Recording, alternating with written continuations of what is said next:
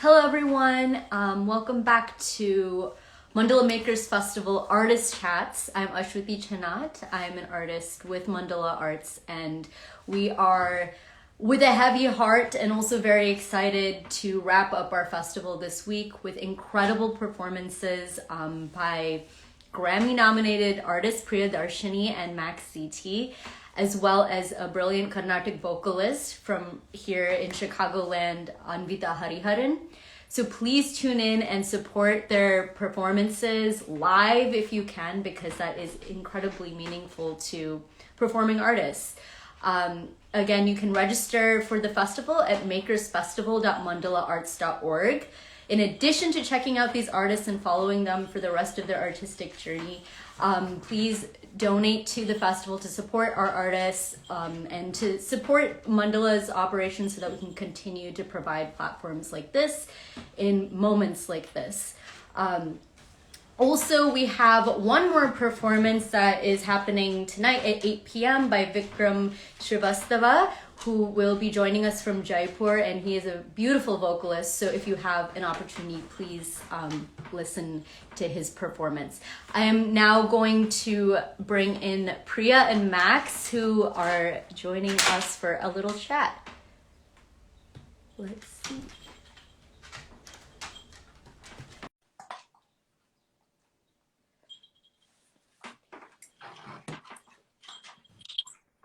Hi, Max. Hey, how are you? How are you? Doing good. Doing good. It's so nice to see you, and thank you so much for being here. It's an honor to have you as a part of this festival and for this little moment in time. Yeah, of course. I mean, it's amazing. Right now, it's become more and more apparent the essentials, the word everyone's using, the essential work that arts bring to the table, and so I'm really grateful to be a part of that, and for what you guys are doing and for what you're creating with the festival. It's pretty awesome. Yeah, and thank you. We're excited to be presenting this and having all of you be a part of it. Of course, we are very lucky to have a common connection, Daniel Crane, who helped us curate this. I love this Evanston connection that you both have, and a musical connection. Daniel was your tutor for a while. Yeah, my first when I was playing drum set in alternative rock band in 1994 or whatever, 98, 90, something like that. I was playing with some high school buddies, and I needed to know how to play better. And he was a senior when I was a freshman at Evanston Township High School. So he was the guy to talk to, and he's an amazing player. And as you can see by his career, he's still killing it. So killing it, yeah. He's really a force of nature in Chicago. So yeah, totally. It's amazing that that's our earliest connection, though. So I'm happy that that's how we know each other. The quality of us knowing each other is great. Yeah, so when you began your musical journey, were you originally percussionist? I mean, you're still a percussionist, but on the drum No, set. I started on the Dulcimer when I was a kid, and only got into drums once I got to high school. Maybe when I was 14, I got a set, just a little cheap Sonar set, and I did that because it was something I really wanted to do. It was always something that I liked playing. I had the hand aspect. I just needed to get the feet, and so it didn't seem too distant of a relationship. But I started playing on the Dulcimer from a very early age, doing mostly the folk and Celtic tradition before getting into different music from around the world, including jazz from here and West African music, and eventually music from India. Yes. So, yeah, that's also part of the connection here. Yes, I do want to talk about, of course, you and Priya and all of your journey in the past month. My goodness. Yeah. But I'm still so interested in learning more about maybe your history with the hammered dulcimer. Do you have any other players in your family? What was your initial attraction to the instrument? It turns out that I saw it when I was very young, around 2. My dad is an exhibit designer and was doing something, I think, at the Field Museum or one of the museums in Chicago, either the Field or the Shed, I can't remember now. And it was an exhibit on like the northeast coast of the United States and in Canada, like Northumberland area and like that whole Maine stuff. And they brought in a dulcimer player to do like sea shanties and then, you know, that whole Irish kind of Canadian tradition. And that's actually when I first heard it, apparently. I don't remember this, but apparently I sat underneath the instrument and just was like mesmerized by it for hours. And as a 2-year-old, that's a big deal to like not be running around. Yes. So that was, my parents were like, what's going on here? Then I saw it again when I was maybe 7 years old. You know, at a folk festival on the outskirts of Chicago, the Fox Valley Folk Festival, and I started playing shortly after that. Studying in North Evanston at a place called Hog-Eye Music, which is on Central and Green Bay. I studied with a great player, composer, teacher, Kat Eggleston, who now lives in Seattle. But I did the American and Celtic tradition for, you know, maybe 10 years before I got into music from around the world. And once in college and I heard music from West Africa, that's when I got really interested in Senegalese music and moved to Senegal, back and forth there for many years before moving to New York and establishing my career here, which eventually got me interested in Indian classical music, which brought me to Bombay. And that's where you met Priya. That's where I met Priya. I was on a grant through the American Institute of Indian Studies, actually based out of Chicago. Yeah. They're awesome. If anybody's watching and is interested in being a part of that organization, they're incredible. They have a great network and a great source of funding. And mostly it's actually not artistic type of stuff, but there are two, mostly academic stuff, but they have two, I think, senior performing arts fellowships. It's supposed to be a 9-month grant. I stretched it out quite a bit by living very inexpensively and stretched it to about 2 years, which was awesome, which actually allowed me to meet Priya, who at the time when I was living in India, she was living in Nashville. Wow. Playing with musicians in Nashville, including the Wooten brothers and that whole scene. So a very amazing scene to be a part of. And she was actually just visiting home when I met her at a party in Mumbai. And so we stayed in touch for a little while and then eventually decided to do a relationship and long distance thing. And then she came here a couple of years ago and then is now on a green card. Well, Congratulations to both of you. And yeah, the Grammy nomination, pretty nuts. Yeah. How has that been? How does it feel? Like there's such a short list of incredibly impressive artists that have been nominated for a Grammy that are Indian. So yeah, part of that history. It's surprising. And, you know, we've talked a lot about it, you know, over the past, since the nomination in November. You know, this is an American award, really. And so that's why they put everything else, you know, into the world music or, you know, some kind of more ambiguous. New age, you know, categories. Something that are more ambiguous. But it's a little odd, you know, to kind of have, for example, this year, Anushka Shankar, you know, going up against Portuguese or, you know, Brazilian guitar. You're like, okay, like, and then also a pop band from Nigeria. So it's like, okay, that's like, they're all awesome. So it's the nomination is incredible, but it's just an odd thing to do. It is, yeah. But I don't envy them either, because what are you going to do? You're going to have, like, there's so many different categories of music in each culture and each country. So it's not an easy fix, if there is a fix at all. But the past, I guess, 4 or 5 months have been nuts. It's been a nonstop, like, press whirlwind, and it's just been pretty incredible. So I can't complain at all. I'm super excited and honored to have been, you know, recognized. It's also, you know, it's peer voted. So the fact that I think that's the most important acknowledgement, right? Yeah, totally. You know, to have the community be like, hey, this is something that we really like. That's something we want to support. That's incredible. That's what you wish for. And this record is super unique. It's not a standard, you know, style of album. even for the style that she's doing. It was recorded all on one microphone, all in this like vacant church in Brooklyn, and it's just the sound. I mean, especially if you listen on headphones, it's the best recording, like just quality wise, I've ever heard, honestly. Like I know I might be biased, but like for real, it's just objectively quality wise, it's like it's incredible. Then we also only had 12 days to write the whole record. So we found out about doing the session about 12 days prior to the actual session day. Half of which the cellist and myself were on tour in different parts of the country. So we did most of the composing on like Zoom and. Oh, so you guys are experts. We've been doing this for a minute, this like long distance composing, when you're touring so much, it just kind of, that's how it works.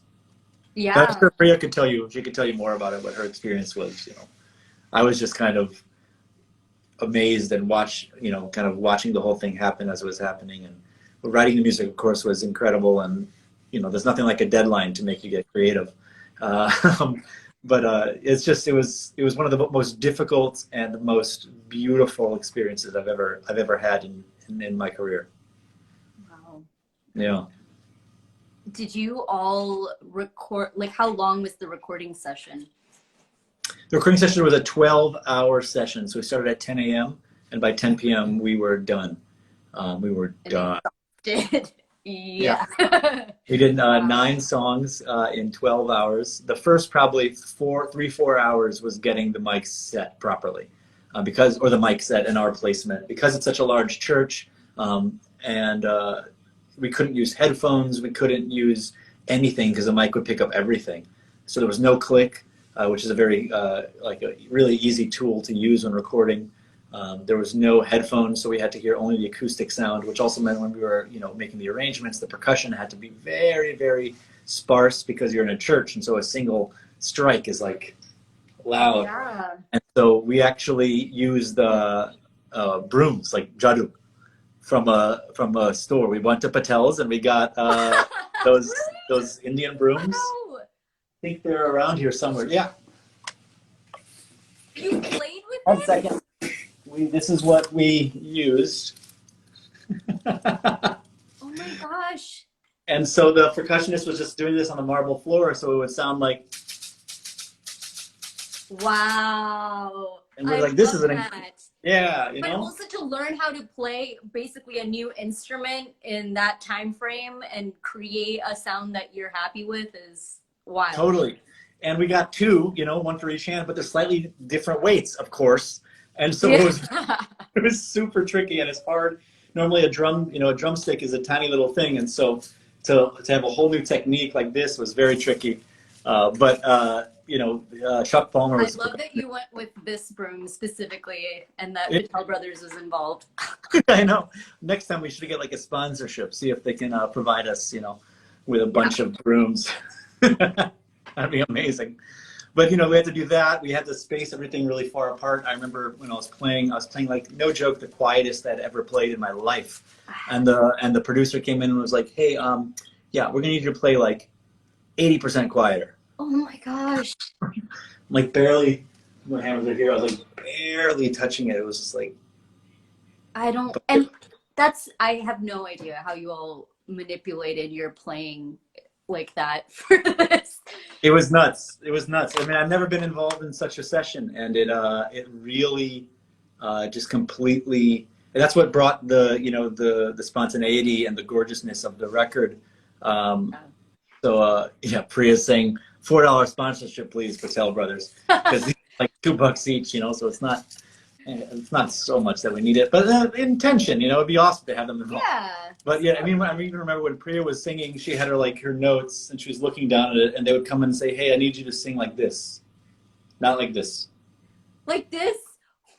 Like the difference was like a couple inches, because they was like, yeah, we can hear that the voice sounds lower than it did before or whatever. And we're like, what are you talking about? So we listen and we can hear it like moving.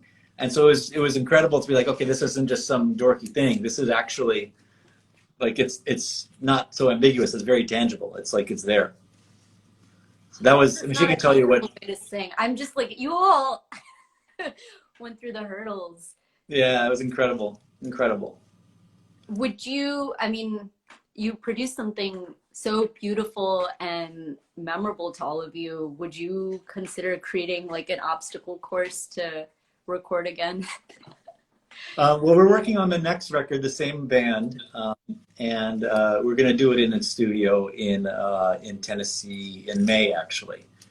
So after we finish up some stuff here in New York in April, we're going to head out there in May for a week, maximum two, and just spend the time and kind of get out of the city, get out of the chaos, just kind of sit in the country for a little while. It's not even in Nashville; it's on the outskirts, and just sit in the country and breathe and take our time with it, and see what we can do when we're challenged in that way. It's a different type of thing. Yeah, it is a different challenge.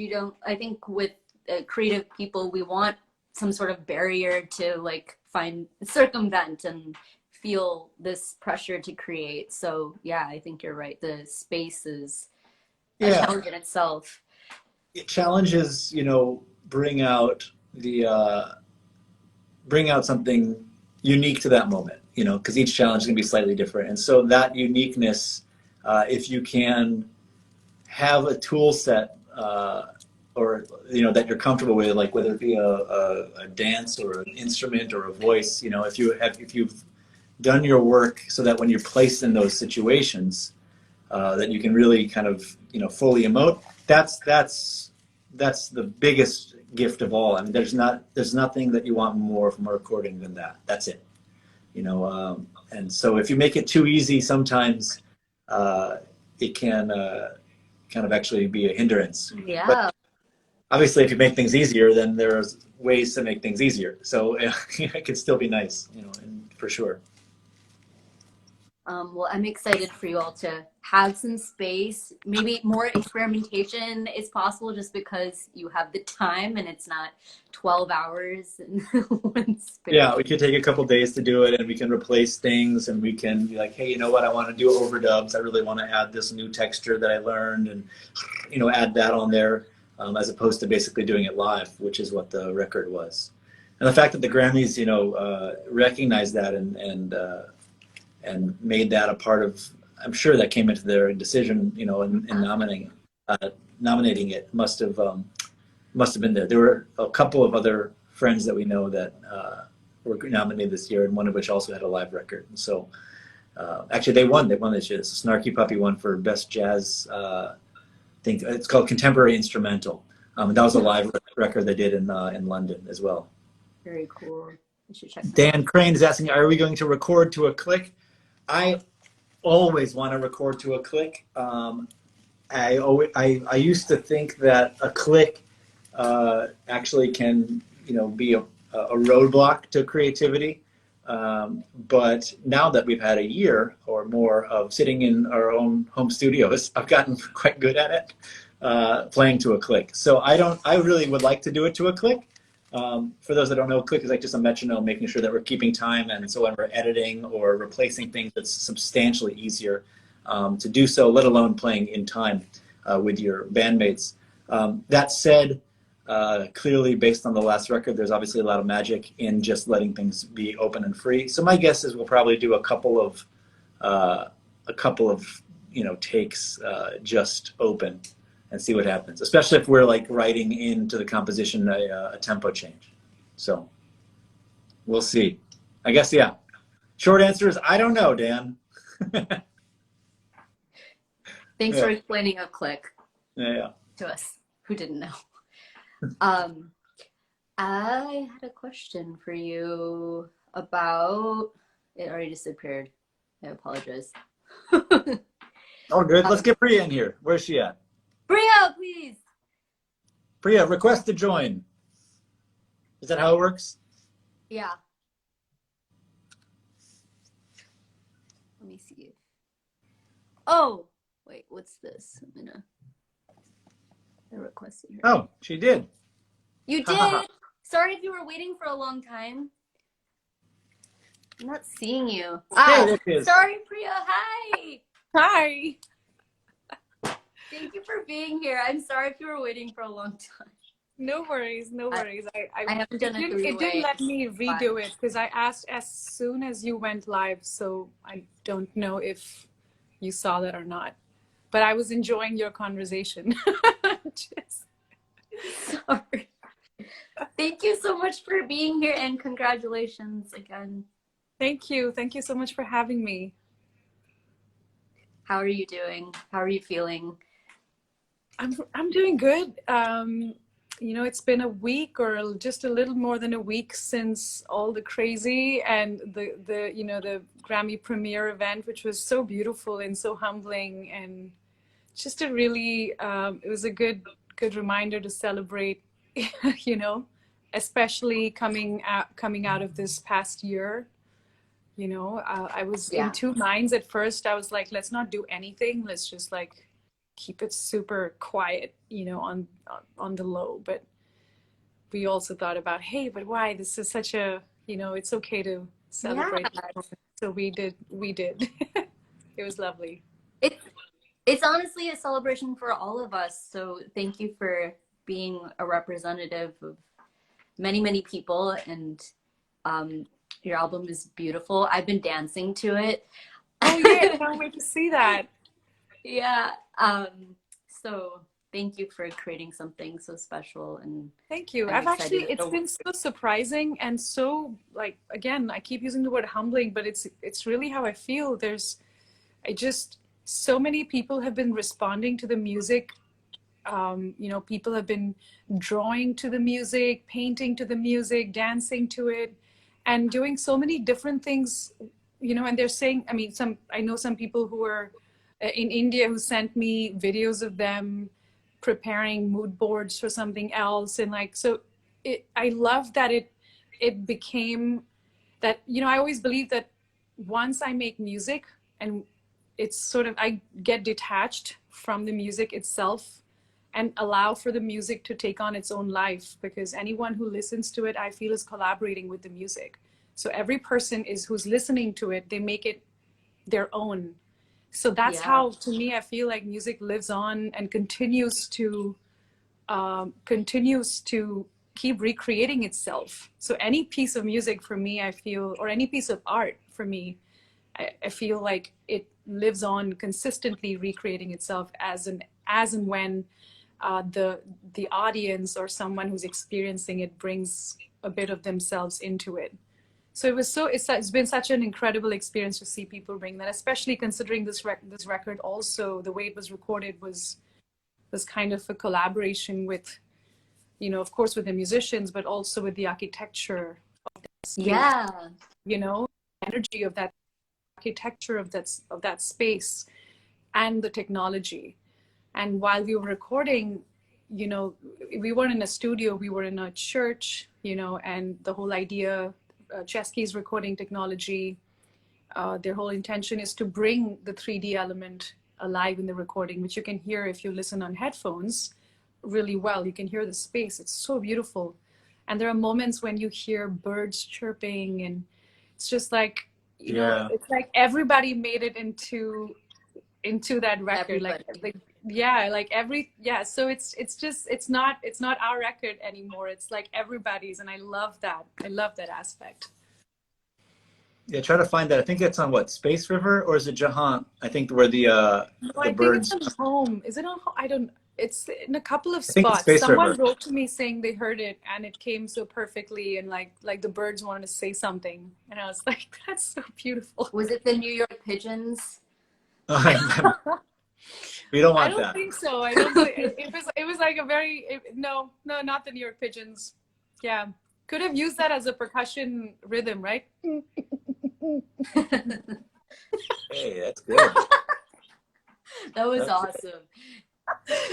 Yeah, I used to get caught as a kid talking to pigeons outside my window, my classroom window. My teacher would write a remark in my calendar to my mom, talks to pigeons in class. Meant to be. Wow. I did not know that. Yes. That's great. Yeah. But it's funny, you know, when you're doing like a live show, like when we're performing live, and if there's improvisation involved in your, you know, performance, then each show is going to be different, right? And so